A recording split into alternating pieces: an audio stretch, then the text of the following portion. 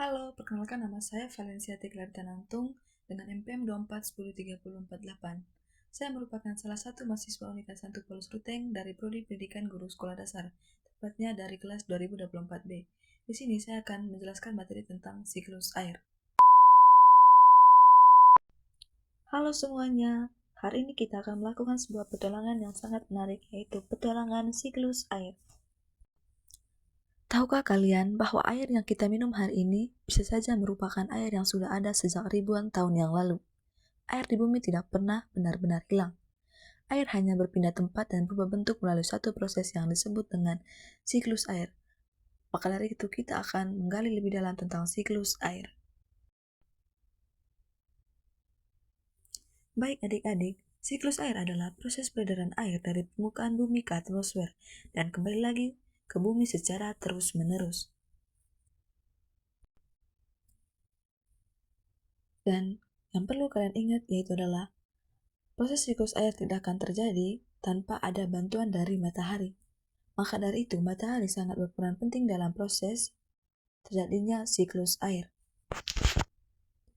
Yang berikut adalah tahapan siklus air. Ada 4 tahapan dalam proses terjadinya siklus air. Yang pertama itu adalah penguapan, kedua adalah pengembunan, yang ketiga adalah hujan, dan yang keempat adalah peresapan dan pengumpulan air. Keempat tahapan ini berlangsung terus-menerus sehingga jumlah air di bumi tetap terjaga. Baik, yang berikut ada beberapa contoh penguapan dalam kehidupan sehari-hari yang sering kita jumpai. Yang pertama itu adalah ada pakaian basah yang dijemur menjadi kering, dan genangan air setelah hujan lama-lama menghilang, dan air yang dipanaskan akan menguap. Pentingnya penguapan karena penguapan merupakan tahapan awal siklus air. Tanpa penguapan air tidak dapat naik ke atmosfer untuk membentuk awan. Baik, yang berikut ibu ingin bertanya, kira-kira mengapa pakaian yang dijemur bisa kering? A. Karena terkena angin saja. B. Karena air menguap akibat panas matahari. C. Karena diserap tanah. Ya, betul sekali. Jawabannya adalah B. Karena airnya menguap akibat panas matahari. Inilah yang disebabkan adanya proses penguapan atau evaporasi. Baik, tahapan yang berikut adalah transpirasi. Tahapan ini adalah proses keluarnya uap air dari tumbuhan. Perlu kita ingat bahwa satu pohon besar dapat melepaskan ratusan liter air ke udara setiap hari. Sehingga pohon-pohon besar di hutan membantu menghasilkan banyak uap air. Oleh karena itu, daerah yang banyak pepohonan biasanya memiliki udara yang lebih sejuk. Baik, yang berikut adalah tahapan pengembunan atau kondensasi. Tahapan ini adalah proses perubahan uap air menjadi titik-titik air, di mana contohnya itu adalah embun pada daun di pagi hari dan titik-titik air pada permukaan gelas yang berisi es. Dan setiap hari matahari selalu memancarkan energi panas ke bumi. Energi panas tersebut menyebabkan air pada permukaan bumi menguap. Dari jutaan bahkan miliaran tetesan air berubah menjadi uap air dan naik ke atmosfer. Meskipun kita tidak selalu dapat melihatnya, proses penguapan berlangsung setiap hari di seluruh permukaan bumi. Pasti kita sering bertanya juga, apa yang terjadi pada uap air di udara dingin? Setelah naik ke udara, uap air bergerak menuju lapisan atmosfer yang lebih tinggi. Semakin tinggi suatu tempat di atmosfer, suhunya semakin dingin. Ketika uap air bertemu udara dingin, uap air akan berubah kembali menjadi titik-titik air yang sangat kecil. Proses ini yang disebut dengan pengembunan atau kondensasi. Yang berikut adalah tahapan pembentukan awan. Awan terbentuk dari kumpulan jutaan titik air atau kristal es yang sangat kecil. Semakin banyak uap air yang mengalami pengembunan, semakin besar ukuran awan yang terbentuk. Sehingga ada fakta menarik, walaupun terlihat ringan, awan sebenarnya dapat menyimpan jutaan liter air. Setelah tahapan pembentukan awan ini, yang berikut adalah tahapan presipitasi atau hujan, di mana ketika titik-titik air di dalam awan semakin banyak dan berat, awan tidak mampu lagi menahannya. Titik-titik air kemudian jatuh ke bumi dalam bentuk hujan. Berikut, ibu ingin bertanya, kira-kira mengapa hujan dapat terjadi? Ya, betul sekali.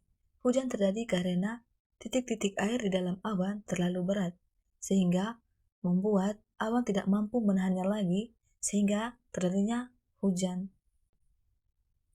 Baik, Berikut, saat hujan turun, tidak semua air langsung mengalir ke sungai. Sebagian air meresap masuk ke dalam tanah. Proses masuknya air ke dalam tanah disebut dengan infiltrasi, di mana air yang meresap akan tersimpan menjadi air tanah. Dan ada beberapa manfaat dari infiltrasi. Yang pertama adalah menambah cadangan air tanah, yang kedua mencegah kekeringan dan mengurangi risiko banjir. Baik, setelah mendengar materinya tadi, Ibu ingin bertanya lagi, apa saja urutan dari siklus air? Ya, betul sekali. Yang dimana yang pertama ada penguapan, kedua ada pengembunan, ketiga pembentukan awan, keempat hujan, dan kelima adalah peresapan atau pengumpulan air. Yang berikut kita akan bahas tentang manfaat siklus air bagi kehidupan. Yang pertama itu adalah menyediakan air bersih. Siklus air membantu menyediakan air yang digunakan manusia untuk kebutuhan sehari-hari. Yang kedua adalah membantu pertumbuhan tumbuhan, di mana tumbuhan membutuhkan air untuk membuat makanan dan tumbuh dengan baik. Yang ketiga adalah mengatur cuaca dan iklim. Siklus air membantu menjaga kelembapan udara dan memengaruhi cuaca. Yang berikut kita akan membahas tentang dampak jika siklus air terganggu. Siklus air dapat terganggu jika manusia merusak lingkungan. Contohnya itu adalah penebangan hutan secara liar, pembuangan sampah sembarangan, menutup daerah resapan air dengan beton. Akibatnya akan terjadi banjir, kekeringan, kekurangan cadangan air di tanah, dan kerusakan lingkungan.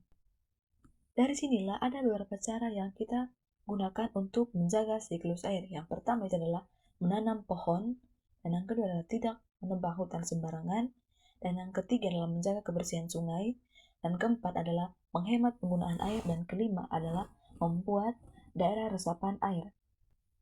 Baik, setelah mendengarkan materi yang telah Ibu paparkan, Ibu ingin bertanya, kira-kira apa satu hal kegiatan yang dapat kalian lakukan untuk melindungi siklus air? Ya, betul sekali. Itu adalah menanam pohon kembali, di mana itu akan membantu proses siklus air tetap terjaga. Baik, sekian materi dari saya. Kiranya dari materi yang telah dipelajari dapat memberikan wawasan dan manfaat bagi kita semua. Terima kasih.